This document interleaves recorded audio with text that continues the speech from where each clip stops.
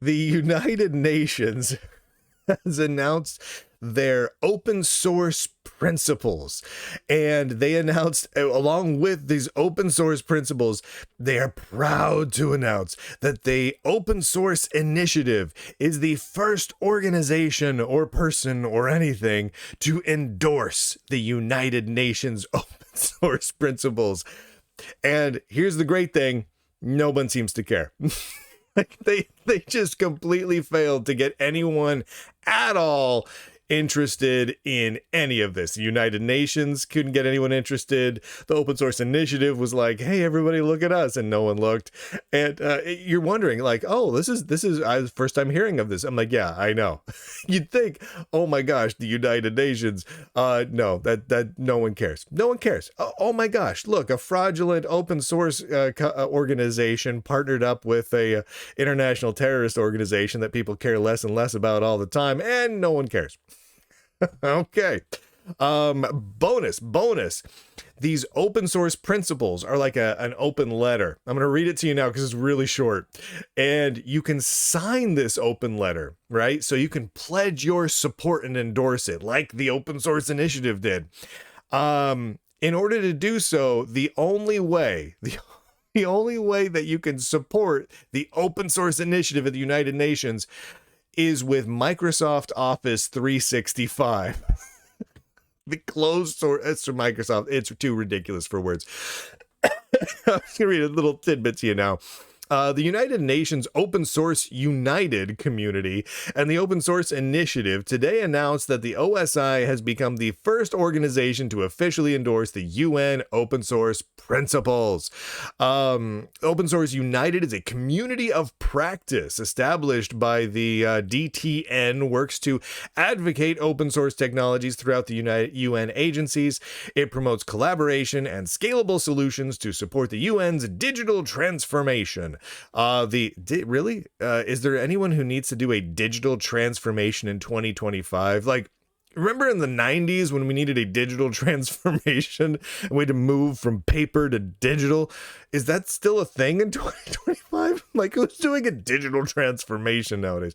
The OSI is a nonprofit organization recognized globally by individuals, companies, and public institutions as the authority that defines open source for software and artificial intelligence. End quote. I gotta stop you right there. United Nations. Here's the deal. The Open Source Initiative has absolutely no control over the phrase open source or the definition of open source. They want it. They claim it. They repeatedly threatened people to try and get it. They tried to patent it. They tried to make it a trademark. Not patent, but trademark, and they failed because it can't be trademarked because it was defined and in widespread common use throughout the software industry long before the OSI claims they invented it. So they lie to people. The OSI lies regularly about the history of open source because they want to have control over open source. So no, they have absolutely no control over it. None whatsoever. But, go ahead and repeat their lies, United Nation. You like repeating lies. I know you do. Here's the UN's open source principles. There's 8 principles. I'm going to read them to you now because this is the whole thing. If you're watching the video version, what you see on the screen is the entirety of the UN open source principles. Now, I kept looking around thinking this must be a summary, right? There must be a big PDF to download somewhere. There's not. There's no details about any of this. There's no lengthy blog posts that really go into detail on all of it. No, this is it. What you see before you is it. Number 1. Open by default, making open source the standard approach for projects. Number 2, I'm okay with that. I'm okay if the United Nations wants to be open source as a standard, right? That's fine. Number 2, contribute back, encouraging active participation in the open source ecosystem. I'm also fine with that. Number 3, secure by design. What? Making security a priority in all software projects. Okay. So you want to be secure. I don't know that secure by design is the right way to put that? By design of what? What kind of design are you talking about here? What makes it secure? Like you just say we want to make security a priority. That's a fine statement. Number 4, and here's where things go really off the rails. Foster inclusive participation and community building. Enabling and facilitating diverse and inclusive contributions. Okay, notice they don't say diverse and inclusive contributors. They say diverse and inclusive contributions. What would an inclusive contribution be? Let's say we have a piece of software, some sort of a web front-end, back-end thing written in, I don't know, PHP and JavaScript. What would make it, if I'm submitting a patch to it in JavaScript, what would make it inclusive or not? An inclusive patch. Like, I get the contributor being inclusive and diverse. I know what the requirements are for that. I know all about the DEI stuff around that. But what about the contributions? I hate to say it, but I'm thinking they didn't really think this through. I feel like they could have used a couple more people to proofread these incredibly short open source principles, because it doesn't make a whole lot of sense. Number 5, design for reusability. Designing projects to be interoperable across various platforms and ecosystems. Oh, all right. Provide documentation. Number 6, providing thorough documentation for end users, integrators, and developers. All right, I like documentation. You can't go wrong with a good documentation. Number 7, rise, recognize, incentivize, support, and empower. Ooh, a good HR acronym. Nice. I mean, okay. Just gotta have a good HR acronym in here. Empowering individuals and communities to actively participate. All right, I feel empowered. Thanks, United Nations. Number 8, sustain and scale, supporting the development of solutions that meet the evolving needs of the United Nations system and beyond. Okay, all right. So just a little bit. Let's look at that number 1, open by default. If you like this, right? Let's say you love all 8 of these points and you want to sign on just like the Open Source Initiative did.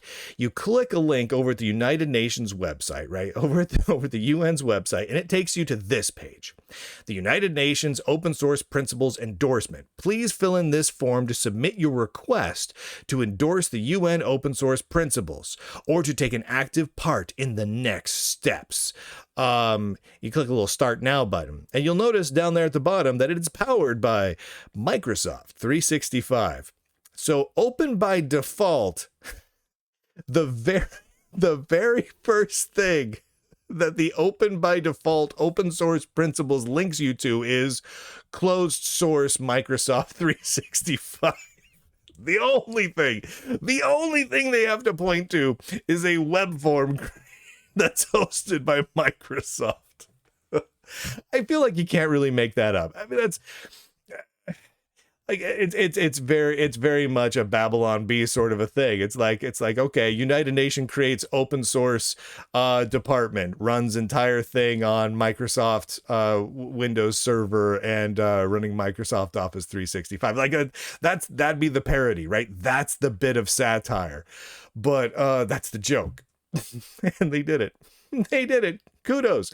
But the real great part about all this is how much absolutely nobody cared at all. The United Nations themselves tweeted this out, posted it over on X, posted the blog out there, and they got exactly 1 like.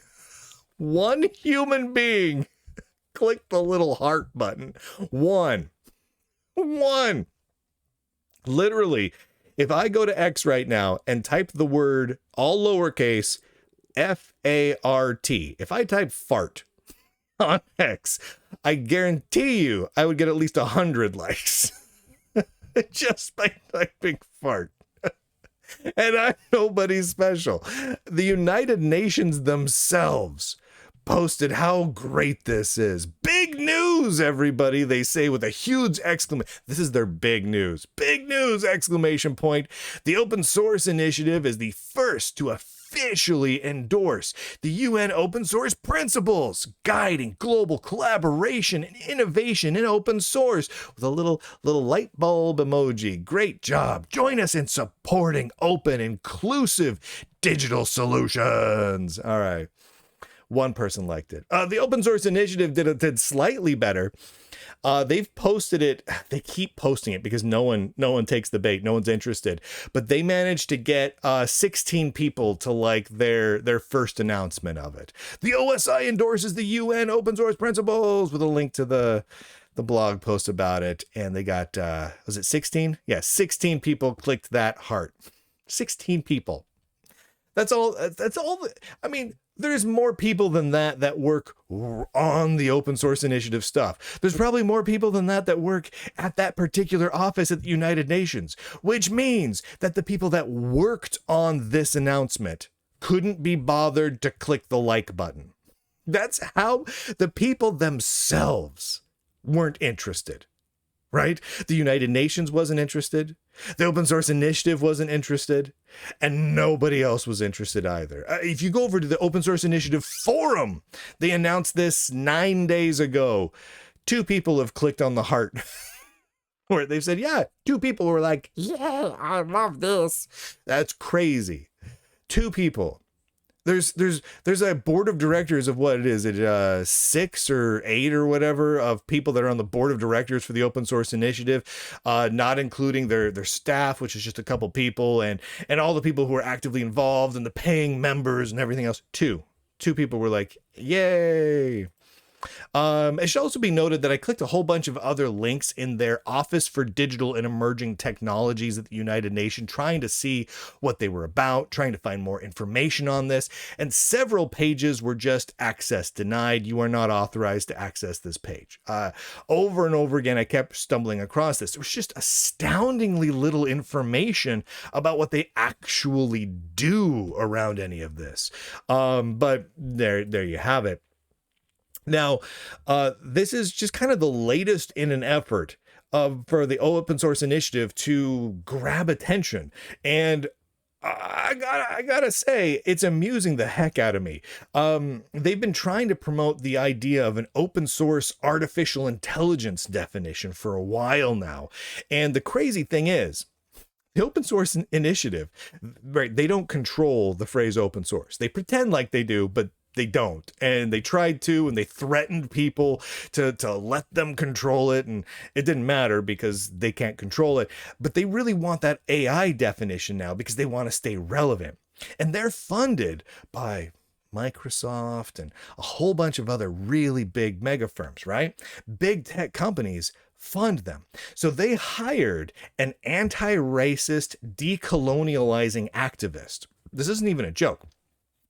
They hired a consulting firm that specializes in anti-racist decolonizing in order to create the open source AI definition. They spent a ton of money and a ton of effort putting this open source AI definition together. And the crazy thing about it is it's not open source. Yeah, the vast majority, if you create an AI system with a big AI data set and with training data and everything else, no, 99.9 to infinity% of it can all be proprietary. You don't have to tell anyone anything about it. Like, the only thing you have to provide in order for it to be called open source AI is a high level description of what kind of training data maybe you used. Like, you can be like, I got it from a bunch of places. Here you go. I'm open source now. That's not a joke. And so they put this out there, and they officially made this open source AI definition, and they're trying to get some traction with it. And then they got the United Nations here. Where's this at here? They got the United Nations to repeat that they're the authority, quote, the authority that defines open source for software and artificial intelligence, right?